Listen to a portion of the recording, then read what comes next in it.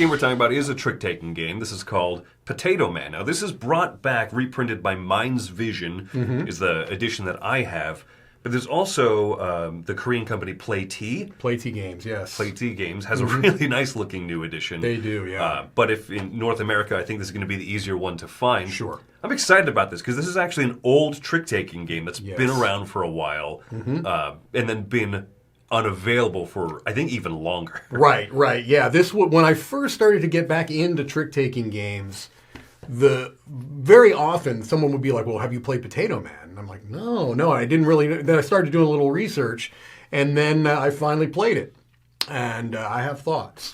I have thoughts as well. So this is what you would call in trick-taking games a must-not-follow suit. Must-not-follow type game where there's 4 colors, red, blue, green, and yellow. Typically, if you're playing the 4 or 2-player count. Yeah. So if I lead, I'm going to play out a card. I want to have the highest card of the 4 played after all 4 players have put out a card, or 3 or whatever number of players you're playing with.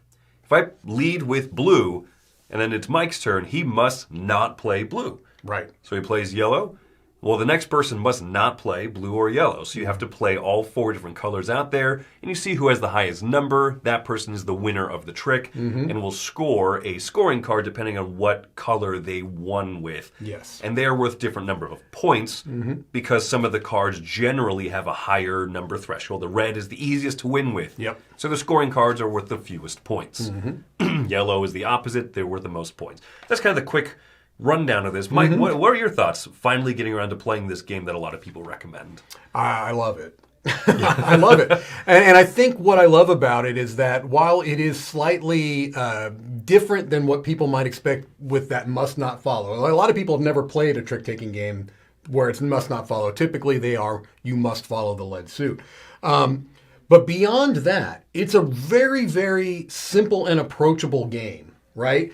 The range of the numbers is so it's so smart because you have very clear ideas on what risks you're taking by what cards you're playing, especially if you're leading a trick. Yeah. Because they place it right on those scorecards. They'll tell you the red cards are from 18 to, I can't remember if it's 11 or something along those lines, maybe even 9.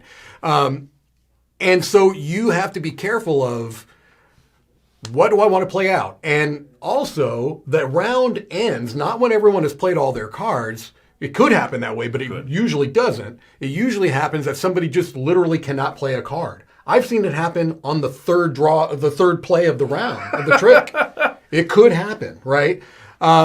So the only real difference than a traditional card game, other than the must not follow, is that you've got these potato men, right? Which are the yellow cards, 2 or 3 of the yellow cards. The 1, 2, and the 3. Yeah, and the worst numbers in the deck. Yeah, and the 16, 17, 18 of the red or pink. And so the way that works is that if you play one of those high cards, they're pretty much guaranteed to win a trick unless someone plays the yellow 1, 2, or 3. Which are the lowest ranked cards in the game. So the 3 lowest ranked beat the 3 highest ranked. And so just that thing is interesting. If you're sitting with those a couple of those red cards, you're like, please somebody lead out a yellow before me so I can get rid, because I may get stuck with these and that's going to give another player 4 points. Yeah. So just these little kind of decisions, it just is so quick, so breezy, and I don't know, I've just really enjoyed playing this. There are trick-taking games that require a harder teach in order to find that rewarding, clever play. This one has an incredibly simple teach. Yes. This is one that you could play, I think, if you have not played a lot of trick-taking games. I agree. And it still has a lot of nice, rewarding depth. There's only a few scoring cards of each color, so once all 3 of the red scoring cards have been grabbed, if you win with a red card, which is not too hard to do, you could win one of those big potato sacks. Those are 4 or 5 points. They're 5, yeah. That's great. That's great, yeah. But also everyone else is thinking the same thing. So there's just a lot to do that is more clever than it seems off first blush. Right. I think this is a game that once you played a whole game of it, which is usually 1 hand per player, right? Yes. So if you're playing 4 players, 4 hands, that doesn't last too long, and you've gotten a good feel of it by then. And you likely will want to play it one more time, unless you hated the experience. People also say that this is a really good 2-player trick-taking game, and I would agree with that, because I play one, my opponent plays a color. Mm-hmm. It's back to me. I have to play a third Right. non-matching color. Then you have to play the last one, and that tends to work well. Yeah, I don't know. Almost any player can. I haven't played it at 5. I've heard that one's.